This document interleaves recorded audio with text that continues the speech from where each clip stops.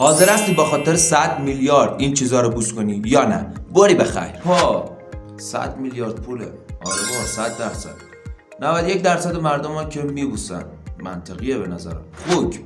درسته خوک کثیفه ولی به خاطر 100 میلیارد پول میارزه، من میبوسم. 77% مردم هم که میبوسن. بله. بعدی توالت فرنگی ها رو میشه یه کارش کرد، ولی توالت های خودمون 100 میلیارد پول فکر نکنم. 50% مردم هم اوکی هم. گدازه آتشفشان آجی خیلی داغه، آدم ببوسه اصلا شاید نتونه حرف بزنه یا ممکنه بمیره. من که نمیتونم. 2% مردم هم میبوسن. طرفی از خودگذشتگی میکنه ولی میگه 5 نسل بعدمو ساپورت میکنم دیگه. شیشه شکسته آدم با احتیاط ببوسه به نظرم خوبه، منطقیه.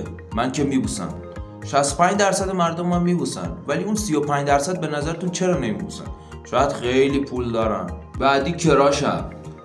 من که از خودم از این پیشنهادا بهم بزن، اصلا 1000 بارم بدن قبول میکنم. بله 100% مردم پذیرفتن. حالا اینو تو جواب بده، اگه حاضری به خاطر 100 میلیارد زیر بغل بهترین دوستتو بوس کنی، دکمه لایک رو بزن و اگه نه دکمه سابسکرایب.